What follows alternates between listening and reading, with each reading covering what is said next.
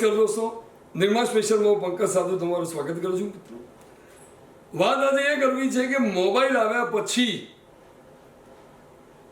આપણા સંદેશાની આપલે માહિતી કે જ્ઞાનવર્ધનની બાબતોમાં શું અસર મોબાઈલે પાડી. એક પ્રજાજન તરીકે પ્રજાજનોને પૂછીએ કે તમને આ મોબાઈલના કારણે તમારી કોમ્યુનિકેશનની જે સેવાઓ હતી એ બધામાં શું પરિવર્તન આવ્યા, શું ફેરફાર આવ્યા છે? પહેલાંમાં તો એવું હતું કે આપણે એસટીડી પીસીઓ પર આધાર રાખવો પડતો હતો અને એ એસટીડી પીસીઓના માલિકને જ્યારે કહેવું પડે કે ભાઈ અમારે આ ટાઈમે એપોઇન્ટમેન્ટ લેવી પડતી હતી કે ભાઈ અમારે ફોન કરવો છે ફોરેન અંદર. અને એ વખતે આપણે ગજવાને બી પોસાયું હતું ને કે 1-4 ભાગ રાત્રે 10થી બીજા દિવસ સવાર 6 સુધી એવું રહેતું હતું. પરંતુ હવે તો એકદમ ફાસ્ટ યુગ આવી ગયો છે અને 5G 4G 6G ધીરે ધીરે એપ્રુવ પ્રોસેસ થઈ ગયું છે. એટલે આપણા સગાવાલા કે સંતાનોની ફોરેનની અંદર વાત કરીએ તો હવે એક આંખના પલકારો મારીએ એટલી ઘડીની અંદર તો આપણે વાતચીત કરી શકીએ છીએ. એટલે આજનો યુગમાં ખરેખર ખૂબ પ્રગતિ થઈ છે. આજથી 25-30 વર્ષ પહેલાંની વાત કરું, હું પોતે એસટીડી પીસીઓ ધરાવતો હતો. બરાબર, એ વખતે મને ખ્યાલ છે લોકો રાત્રે 1-1 વાગ્યા સુધી ફોન કરવા આવતા હતા અને બૂથ ઉપર લાઈનો લાગતી હતી. બરાબર, અને એ વખતે ટેલિફોનના દર પણ ઊંચા હતા. આજે ટેલિકોમ્યુનિકેશન એટલું બધું ડેવલપ થઈ ગયું છે કે જે એકદમ સસ્તામાં સસ્તો દર અને લોકો ત્વરિત કોન્ટેક્ટ કરી શકે છે, કોઈને અડચણ નથી પડતી. ઘરડું માણસ હોય એ પણ એક બટન દબાવવાથી તરત માણસનો કોન્ટેક્ટ કરી શકે છે. આ બધા ફાયદા થયેલા છે અત્યારની પરિસ્થિતિમાં. હવે જો જૂના જમાનાની વાત કરીએ કે 70ના દાયકાની આજુબાજુની, તો એ સમયે મારો બ્રધર USA ગયો હતો, શિકાગો. અને એમની જોડે કોમ્યુનિકેશનમાં અમે પહેલાં પત્ર વ્યવહાર કરતા હતા. પણ જ્યારે એક પત્ર આપ્યો હોય તો 15 દાડે પહોંચતો હતો અને એમનો જવાબ 1.5 મહિને આવે. તો ઘણી ફેરી તો ભૂલી બી જતા હતા કે શું કંઈક પૂછ્યું હતું કે કંઈ લખ્યું હતું. આવું થતું હતું એ જમાનામાં. અને જ્યારે એ ટ્રંક કોલ કહેતા હતા એને, જ્યારે એ લોકો ટ્રંક કોલ બુક કરતા હતા કે ભાઈ તારે મારા બ્રધર 20-25 દિવસ પહેલાં કાગળમાં લખી દેતા હતા કે ફલાણી તારીખે હું ફોન કરીશ, ઘરના બધા હાજર રહેજો. એટલે એ 15 દાડા 20 દાડા પહેલાં પ્લાનિંગ કરવું પડતું હતું કે મારે ઇન્ડિયા વાત કરવી છે. ત્યારે એ જ્યારે એ ફોન ઉપર વાત કરતા હતા ત્યારે એ લોકો જ્યારે જોડે એમને ત્યાં લગભગ 10-12 કલાક વેઇટિંગ થતું હતું. અમે સવારથી સાંજ રાહ જોઈએ કે આજે ફોન આવવાનો. અને એક માહોલ એવો ઊભો થઈ જતો જાણે કોઈ ફંક્શન ચાલી રહ્યું છે. તો ઘરના બધા જ હોય, અડોશી પડોશી આવીને ઊભા હોય જેને પણ વાત કરવાનો. તો એ જમાનો હતો. હવે આ જમાનામાં તો આજે જ્યારે બી આપણે ફોન પર વાત કરવું હોય તો અમેરિકામાં તરત જ આપણે વાત કરી શકીએ છીએ. અને હવે સિનિયર સિટીઝનને પૂછીએ, એક જમાનો હતો કે લગ્ન હોય ને તો એમાં ચાલુ લગ્નમાં તાર આવે, ભાઈ ફલાણા ભાઈએ તમને લગ્નની શુભેચ્છાઓ પાઠવી છે. એની જોડે ફૂલ પણ ઘણીવાર આવતા હતા. એવો પણ જમાનો હતો કે વિદેશ રહેતા સગાને કે મુંબઈ રહેતા સગાને માટે લાઇટનિંગ કોલ બુક કરાવવો પડે. એ બુક કરાવો, પછી બેસી રહો, 3-4 કલાકે નંબર લાગે, ફોન જોડાય, ઓપરેટર તમને જાણ કરે જોડાઈ ગયો છે ભાઈ, ફટાફટ પહોંચી જવાનું, ફટ મીટર દોડતું હોય. અને પછી તમને ચાર્જ કહેવામાં આવે, ઢીલા પડી જઈએ, બહુ મોટો ચાર્જ છે.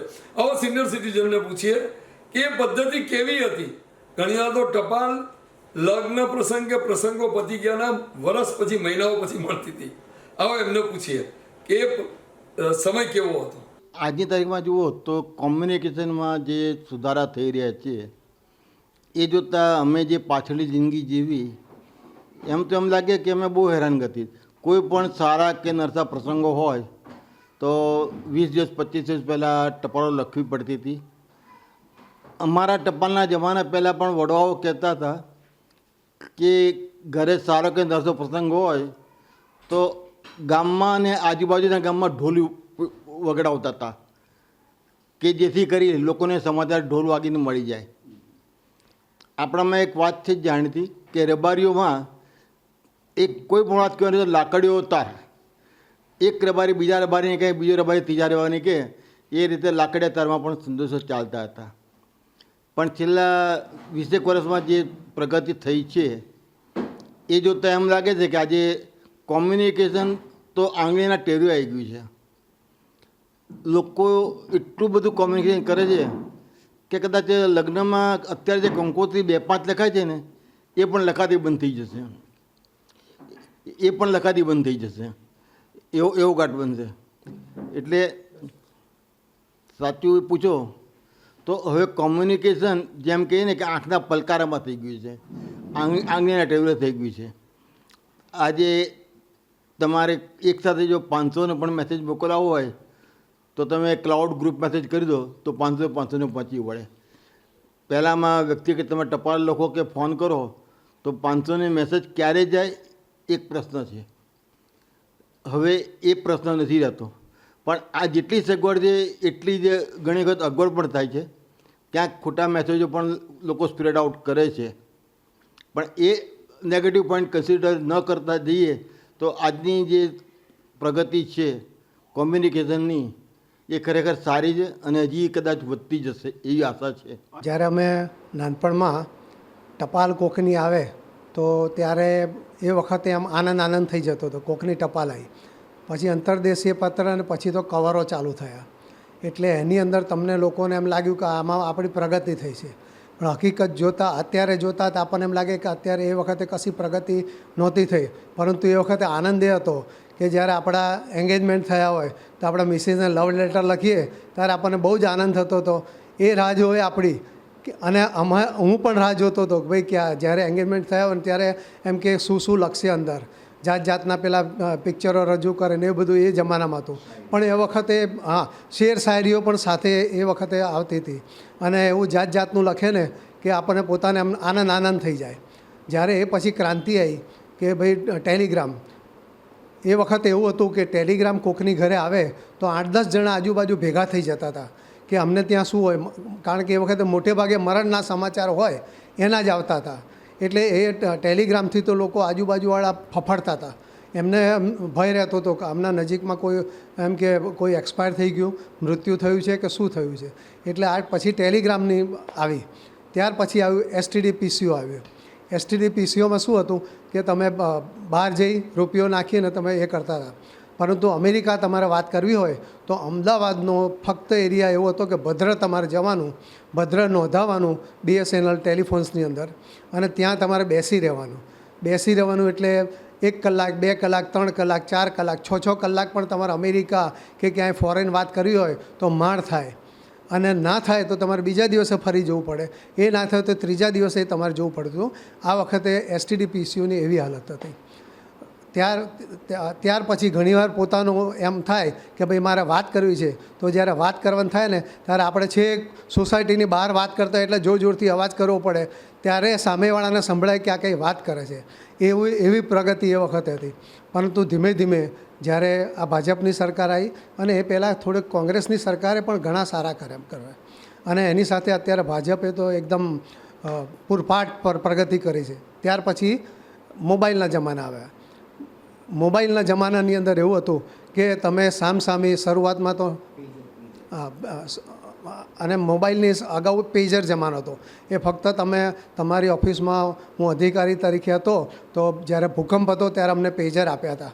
ભૂકંપની અંદર પેજરની અંદર તમને મેસેજ આવી જાય કે તમારે આમ કરો, તમારે આમ કરો, તમારે આમ કરો. કચ્છમાં અને રાજકોટમાં ભૂકંપની જે હાલાકી થઈ હતી પણ હું પેજર તરફથી અને મોબાઈલની શરૂઆત જ થઈ હતી અને પેજરને એ પૂર્ણ થવાના આરે હતું.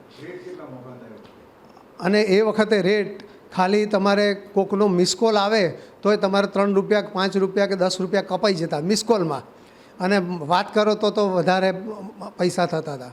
આપનું એમાં એવું માનવું છે કે પહેલાંના જમાના આવું ફોનની વ્યવસ્થા નહોતી ત્યારે આપણે શું કે ફોન ઉપર મેસેજ કોઈને આપીએ ને તો એમ થાય આવી જાય તાર આવે તો એમ થાય કે આ ગભરાઈ જઈએ કે કોના સમાચાર શું થયું હશે એવું થતું હતું. અત્યારે તો મોબાઈલમાં એટલું બધું વધી ગયું છે કંકોત્રીઓ તમારે લખવાય ના પડે, બધા મોબાઈલમાં મેસેજ મૂકી શકશે. એ પણ એકદમ સરળ થઈ ગયું છે. અને તમારા સગા જે વિદેશમાં વસતા હોય, તમારા સંતાનો વસતા હોય, વાત સરળ થઈ ગઈ. હા, અમેરિકા છે, લંડન છે, ઓસ્ટ્રેલિયા, ગમે ત્યાં વાત કરવી હોય તો બધી જ વાત થઈ શકે છે. એટલે અત્યારે તો એટલું સરળ થઈ ગયું છે, ગમે તે હોય આપણે કરી શકીએ. પહેલાંના જમાનામાં રાહ જોવી પડતી હતી. મોંઘું હતું પણ અત્યારે સસ્તું થઈ ગયું છે મોબાઈલમાં. એ અનુભવની દ્રષ્ટિએ ભલે અત્યારે લેટેસ્ટ જમાનો ને બધું આવી ગયું, પણ એ જે પત્ર લખવાનું, અમારે અઠવાડિયે એકબીજાની રાહ જોવાય, મિત્રોને જે અમે અલંકારિક ભાષામાં પત્રો લખતા એની રાહ જો શરત તારો કાગળ ના આવ્યો આ વખતે, એટલે એ જે આતુરતા રહેતી હતી, એ વાંચવાની લખવાની જે આપણને ટેવ હતી એ હવે બિલકુલ ભૂસાઈ ગઈ છે. અને પછી તો જેમ જેમ આગળ વખત ગયા, હું પોતે ઈસરોમાં છું, જેમ જેમ ટેકનોલોજીને લીધે બધી વસ્તુ વધતી ગઈ એમ આ બધી વસ્તુનું વિસરાતી ગઈ, પણ એ જમાનો અને મજા અલગ હતી. અને હવે તાર અને ટપાલ વિભાગના નિવૃત્ત અધિકારીઓને પૂછીએ કે તમે લોકોની કેવી સેવાઓ કરી હતી ને કેવો સમય હતો, જ્યારે તમારું કેટલું મહત્વ હતું, લોકોના જીવન સાથે તમારી સેવાઓ કેવી જોડાયેલી હતી. નોકરીનો પહેલો પત્ર આવે, એપોઇન્ટમેન્ટનો હાજર થવાનો, પેડા વેચાઈ જાય, ટપાલીને વધાઈ લે, એ ડાકે ડાક લાવવાળો દિવસો હતા. આવો નિવૃત્ત એ માહિતી પહોંચાડનારા મહાનુભાવોને પૂછીએ કે સમય તમારો કેવો હતો.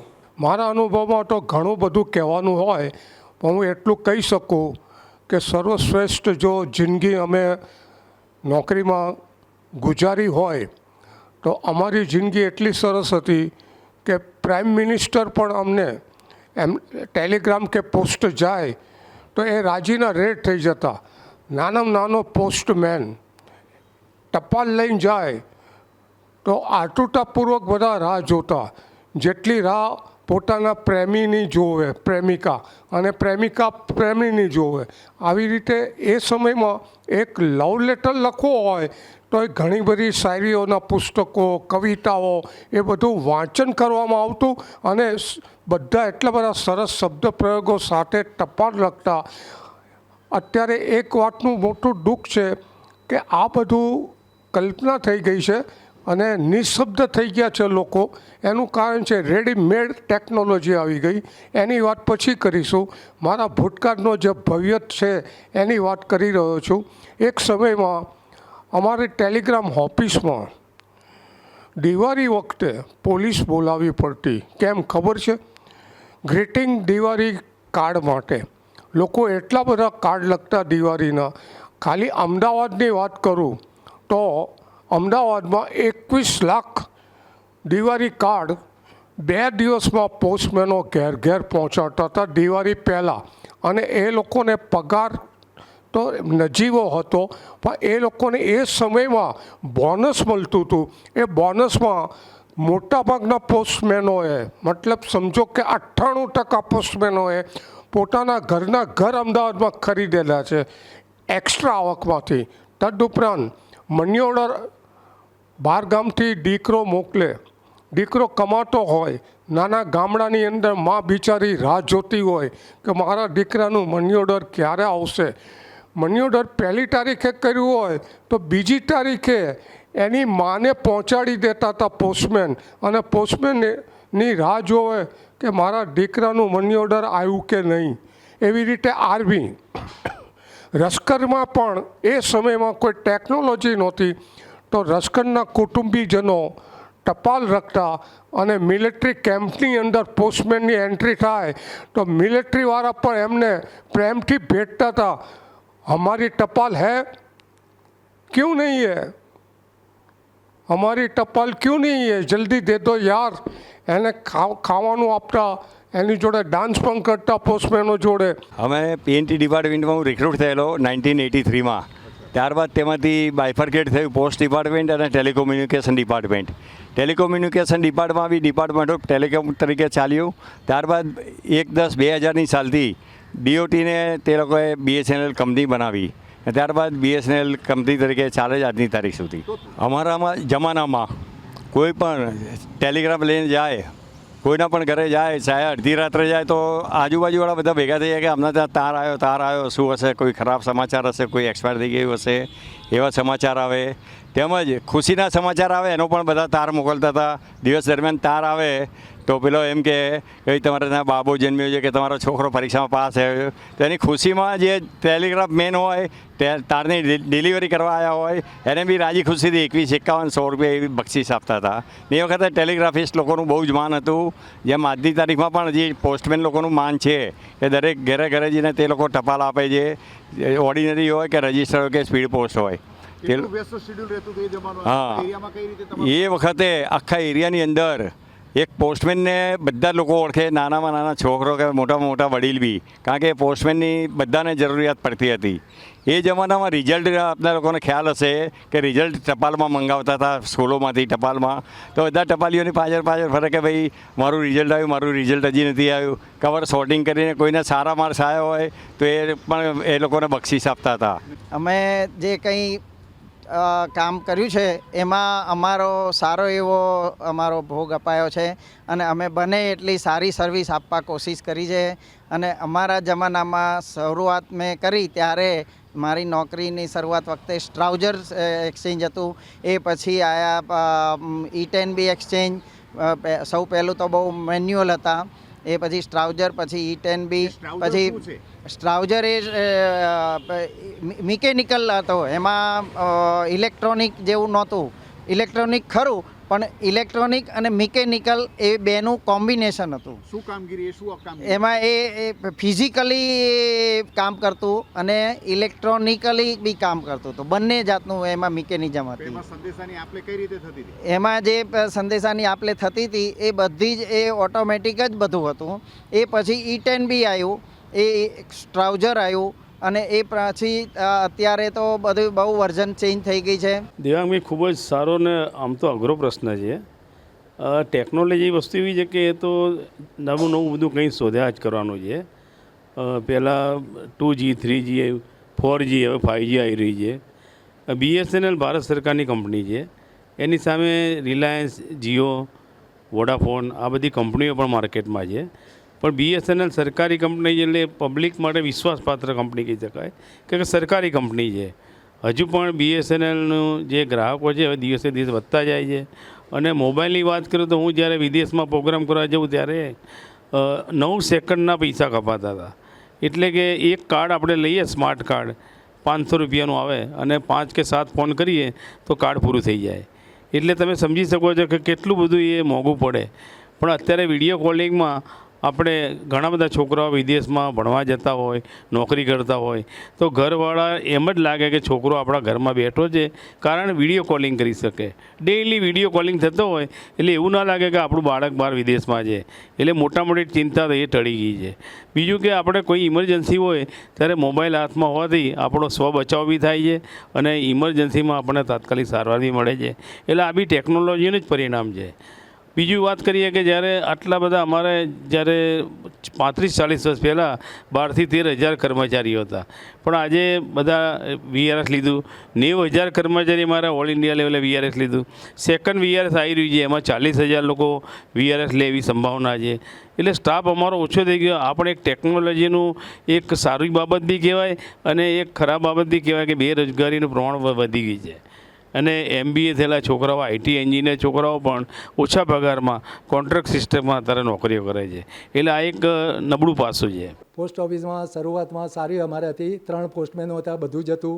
અને ટપાલ ઓર્ડિનરી હોય, મની ઓર્ડર હોય, રજિસ્ટર હોય, બધું પોસ્ટમેનો ઘેર આપવા આવતા હતા અને શાંતિથી જવાબ આપીને પાછા જતા હતા. બહુ સારી વ્યવસ્થા હતી. ત્યારે કામનો લોડ ઓવર ટાઈમ સિવાય કામ નહોતા કરતા અને પોસ્ટમેનોને સારું હતું અને જવા આવવાનું કન્વેન્સ ચાર્જ આપતા હતા, બધું જ આપતા હતા. એ લોકો બહુ સારું કામ કરતા હતા. અમારે શું બધી જગ્યાએ ઓલ ઇન્ડિયા અમારે દાખલા તરીકે આજની જ વાત કરીએ સાહેબ તો અમે જવાહર ચોક પોસ્ટ ઓફિસ છે એમાં ભૈરવનાથ પોસ્ટ ઓફિસ ભેગી કરી દીધી. એટલે આવી શાહ આલમ ભેગી કરી દીધા, કારણ કે કામ ઘટી ગયા અને પોસ્ટમેનો એમના તો હાથ પડે જે આવક હોય એ જોઈએ જ. સરકારના આજે ખર્ચો કાઢવો કે કોઈ પણ પગાર હોય કે ભથ્થા હોય બધું કઈ રીતના કાઢવે, એટલે એ સરકાર પક્ષે સરકાર સાચી છે અને જોડે જોડે આપણે સરકારથી કામ કરવું પડશે. ઓન ડ્યુટી હતો ત્યારે 1986થી હું 2010માં રિટાયર થયો ત્યાં સુધી ગવર્મેન્ટના પોસ્ટલ લાઇફ ઇન્સ્યોરન્સના ડેવલપમેન્ટ ઓફિસર તરીકે મેં સારામાં સારી કામગીરી બજાવેલી છે અને સારામાં સારા એવોર્ડ પણ લીધેલા છે. અને એને અનુસંધાનમાં grace of the chief post master general અને સિનિયર સુપરિન્ટેન્ડન્ટ પણ અમને આ પ્રવૃત્તિ ચાલુ રાખવા માટે પ્રોત્સાહિત કરી છે. એટલે હાલમાં પણ હું પોસ્ટલ લાઈફ ઇન્સ્યોરન્સના ફિલ્ડ ઓફિસર તરીકે આખા ગુજરાતમાં પહેલાં કામ કરી શકતો હતો. એના બદલે હવે આ લોકોએ 1/4થી અમને director general of postal new દિલ્હીએ ઓલ ઇન્ડિયાની પરમિટ આપી છે કે તમે પોસ્ટલ લાઈફ ઇન્સ્યોરન્સનો બિઝનેસ કોઈ પણ એરિયામાંથી લઈ શકો, કોઈ પણ એરિયામાં જમા કરાવી શકો. બીજું તમામ કર્મચારીને મળતી હોય છે. આ પ્રવૃત્તિ પહેલાં શરૂઆતમાં જ્યારે પોસ્ટલ લાઈફ ઇન્સ્યોરન્સ 1884માં ફેબ્રુઆરીમાં બ્રિટિશ વખતમાં સ્થાપના થઈ ત્યારે ફક્ત પોસ્ટલ કર્મચારી પૂરતી સીમિત હતી. પછી એ સારી યોજના વેલફેરના બેઝ ઉપર ચાલતી હોવાથી એ લોકોએ સેન્ટ્રલ ગવર્મેન્ટ એમ્પ્લોઈઝને પણ આપ્યું, પછી સ્ટેટ ગવર્મેન્ટ એમ્પ્લોઈઝને બી એલિજિબલ કર્યા, પછી અંડરટેકિંગ ડિપાર્ટમેન્ટને એલિજિબલ કર્યા, અને હવે ઓનલી ગ્રેજ્યુએશન બી થયું હોય, કરેલું હોય, પોસ્ટ ગ્રેજ્યુએશન કર્યું હોય, માસ્ટર ડિગ્રી લીધી હોય, અથવા પ્રોફેશનલ ડિગ્રી જેમ કે BBA, BCA, BTech, MTech કે ડૉક્ટર, વકીલ, ચાર્ટર્ડ એકાઉન્ટન્ટ, એન્જિનિયર એવાને પણ હવે એલિજિબલ પોસ્ટલ લાઈફ ઇન્સ્યોરન્સમાં કર્યા છે. કારણ કે આ પ્રવૃત્તિ સરકાર વેલફેર બેઝ ઉપર ચલાવતી હોવાથી આના કોઈ પણ ઇન્સ્યોરન્સ કંપની કરતાં 101% લોએસ્ટ પ્રીમિયમ અને હાઈએસ્ટ બોનસ આપે છે. અને ઇન્કમ ટેક્સમાં પણ રિબેટ આપે છે. ઓલ ઇન્ડિયાની કોઈ પણ પોસ્ટ ઓફિસે આમાં પ્રીમિયમ ભરી શકો છો, મેચ્યોરિટી લઈ શકો છો, નોમિનેશન કરી શકો છો.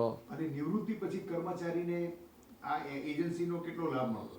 નિવૃત્તિ કમ્પલસરી આપતા હોય છે કે તમારે કરી શકાય, ન કરી શકાય? નહીં, સ્વેચ્છાએ અમે કરી શકીએ છીએ, પણ અમને એની તક આપે છે. કારણ કે અમે આટલા ઓન ડ્યુટી હતા ત્યારે આ કામ સારામાં સારું બજાવેલું, અને એને પ્રોત્સાહક રૂપે એ લોકોએ અમને આ કામ કરવાની લાયસન્સ ચાલુ રાખ્યું છે. નિવૃત્તિ પછી પણ કેટલા કર્મચારીઓ જોડાતા હોય છે? એમાં બહુ ઓછા જોડાતા હોય છે, કારણ કે આ ફિલ્ડ ડ્યુટી હોય છે અને લોકો પાસેથી પૈસા કઢાવવા બહુ અઘરી વસ્તુ હોય છે. કારણ કે ઇન્સ્યોરન્સ વસ્તુ એવી છે ને કે એમાં તત્કાલ લાભ ના થાય, પણ લાભ મોટો થાય ત્યારે. કારણ કે એકાદ પ્રીમિયમમાં જો માણસ એક્સપાયર થઈ જાય તો એને 50 લાખનો વીમો તો 50 લાખ મળી શકે, વત્તા એનો બોનસ બી મળી શકે ને.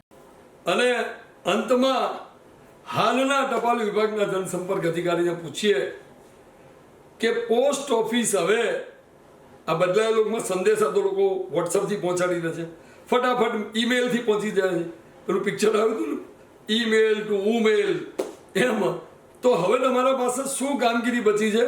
પોસ્ટ ઓફિસમાં ખાસ વિશેષ કઈ કામગીરીઓ પોસ્ટ ઓફિસમાં કરવામાં આવે છે, શું ઉપયોગ પોસ્ટ ઓફિસનો કરવામાં આવે છે? પાર્સલો તો 100% પહોંચાડતા હશો, પણ એમાં પણ આંગળી આવી ગયા છે. આવો પોસ્ટ ખાતાના વર્તમાન કર્મચારીઓને પૂછીએ, જનસંपर्क अधिकारी कि શું કામગીરી પોસ્ટ ખાતું હવે કરે છે. हाँ, आपने मोबाइल का तो देखा होगा कि पहले तो लैंडलाइन का ज़माना था 1996 तक, तो वो कॉपर की लैंडलाइन होती थी घर पे, और वही लैंडलाइन पे कम्युनिकेशन होता था और बड़ा वेटिंग लिस्ट लगता था उसके लिए. और BSNL उसमें सर्वोच्चम लैंडलाइन BSNL प्रोवाइड करता था. यानी BSNL की मोनोपोली थी, एक अकेला BSNL लैंडलाइन प्रोवाइड करता था. लेकिन उसके बाद में 96 के बाद में जो मोबाइल की क्रांति आई, उसके बाद में काफ़ी सारे ऑपरेटर्स मोबाइल में आए, जैसे 10-12 ऑपरेटर्स आए 2G सर्विसेज देने के लिए. लेकिन कंपटीशन में कई सारे ऑपरेटर्स चले गए. फिर 2G के बाद में 2G यानी वो स्पीड कम था, डेटा का स्पीड कम था. बाद में 3G आया जिसमें डेटा का स्पीड थोड़ा बढ़ के 10 MBPS तक हुआ. अभी 3G के बाद में 4G आया. 4G में डेटा का स्पीड और बढ़ा, जिसमें 40-50 MBPS का डेटा का स्पीड अभी लोगों को मिलता है. अभी 5G भी इंट्रोड्यूस कर दिया है रिलायंस जियो ने, भारती एयरटेल ने, ये कंपनीज़ ने. तो अभी मोबाइल के क्षेत्र में अभी 3 या 4 कंपनियाँ ही कार्यरत है. जैसे एक BSNL तो एक सरकारी कंपनी है, उसके साथ में रिलायंस जियो भी है और भारती एयरटेल है, और तीसरी कंपनी वोडाफोन है. तो ऐसे 3 प्राइवेट कंपनीज और एक गवर्नमेंट कंपनी, ऐसे 4 कंपनीज अभी मोबाइल में है. और आपको पता होगा कि हमारे कंट्री में हमारी पॉपुलेशन 140 करोड़ की है, और हमारे पास मोबाइल जो है कंट्री में 110-120 करोड़ के आसपास लोगों के पास में मोबाइल है.